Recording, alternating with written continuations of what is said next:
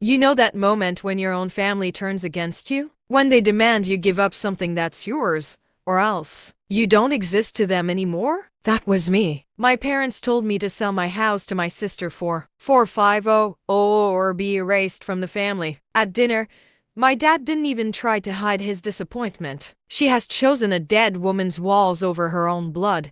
My sister sat there, smirking, confident I'd cave. But what happened next changed everything. If you've ever been underestimated, dismissed, or betrayed by someone you should trust, hit that subscribe button. Like this video and stay until the end. Because this is a story where family loyalty is tested, pride is shattered, and revenge is absolutely delicious. Let's dive in. I still remember that dinner like it happened yesterday. The smell of my mother's lasagna filled the room, but I couldn't taste a thing. My hands were shaking under the table. My heart was hammering so hard, I was sure everyone could hear it. My parents had been pressuring me for weeks. Weeks of subtle comments, of guilt trips, of veiled threats. But tonight it became crystal clear. 45000, Holly, my father said, breaking the silence like a hammer striking glass. Or you're gone. From our lives, from this family. Your sister deserves this house, not you. I froze.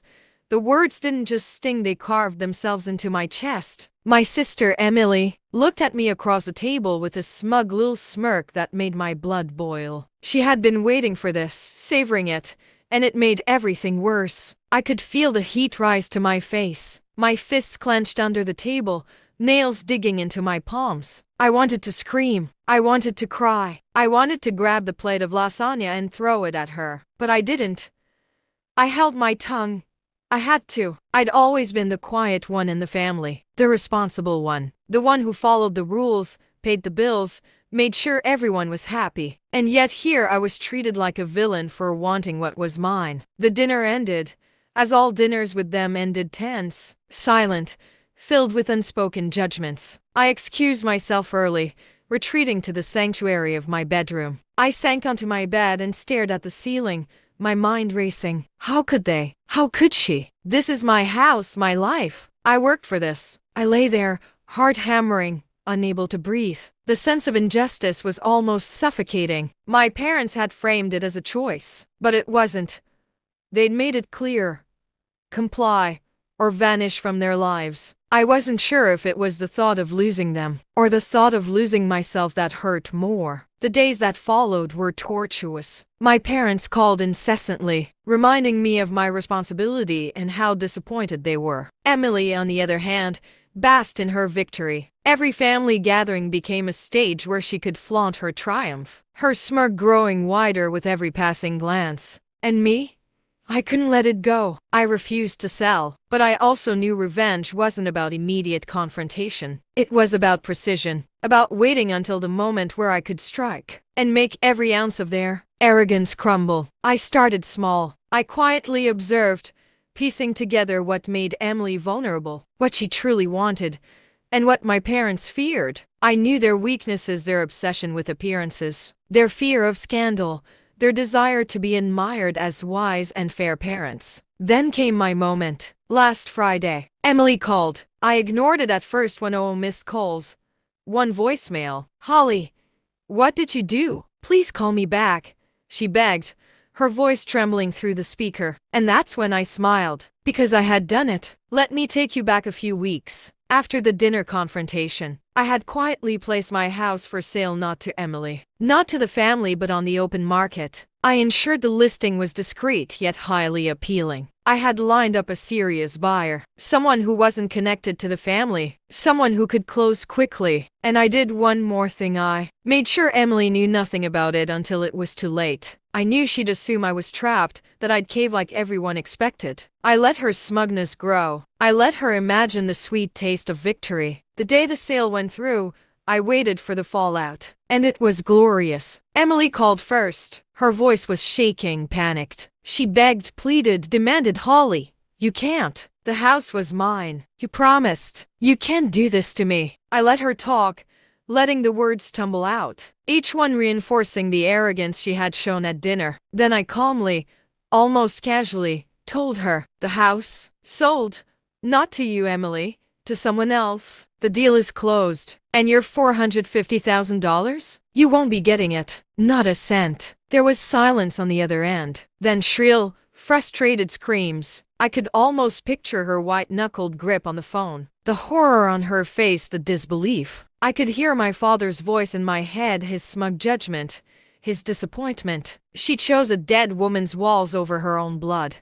Funny, isn't it? Because now, Emily had walls, real walls she couldn't touch, couldn't control, couldn't claim, and I was free. And the best part? My parents didn't know what hit them. They couldn't understand why their perfect plan failed. They couldn't process the idea that I wasn't going to bend, that I wasn't going to let them or Emily dictate my life. Over the next few days, the revenge unfolded in layers. Emily, desperate, started making frantic calls to everyone she knew, trying to figure out what happened, who had outmaneuvered her. She emailed, she texted, she even showed up at my door once, all to no avail. Every attempt ended in disappointment. Meanwhile, I started to reclaim my life. The house was sold, the funds were secure, and I could finally breathe without the weight of their manipulation. Every night, I lay in bed with a sense of calm, knowing I had turned the tables. I had turned their cruelty and arrogance into my liberation. Let me describe Emily's reaction in one word: disbelief. She had underestimated me, assumed I would fold under pressure, assumed that family loyalty was stronger than my sense of justice. She had been wrong, and watching her panic, her carefully curated self-image crumble, was intoxicating. I'll admit, the satisfaction wasn't just about money or property. It was about respect, about finally standing up for myself, about proving that I didn't need validation from those who had tried to erase me. It was about reclaiming power in a world that had tried to take it away. And my parents? They learned the hard lesson that manipulation and coercion only work when the target fears the consequences more than they fear the injustice. I had no fear, and that made all the difference. By the time Emily realized she had lost everything, I had moved forward with my life. I sold the house for slightly more than she would have paid, ensuring that the very thing she coveted now belonged to someone else entirely. And while I felt a pang of empathy for her initial shock, I also felt a deep, undeniable satisfaction. No one could deny it anymore. I was no pushover. I was no one's pawn. My revenge wasn't cruel. It was precise, justified, and undeniably fair. And in the end, I realized something even more important. The greatest victory isn't in humiliating those who wrong you, it's in reclaiming your dignity, your autonomy, and your peace. Emily's voicemail still lingers in my mind sometimes. I don't need to call her back. She called herself out. Her panic, her pleas, her frantic attempts at control, those were the echoes of a lesson she will never forget. Never underestimate someone who refuses to be bullied, manipulated, or coerced. In the end, family isn't always about blood, it's about respect, trust, and fairness. And when someone tries to strip you of your dignity or your hard-earned life, sometimes the only answer is to stand firm, plan carefully, and let the consequences unfold naturally. Justice, when served thoughtfully, is its own reward. Have you ever been underestimated, dismissed, or betrayed by someone close to you? Comment below and share your story. Don't forget to like this video if you loved watching justice unfold, and subscribe for more incredible stories of revenge, triumph, and vindication. Remember, the most satisfying victories are the ones you earn with patience and precision.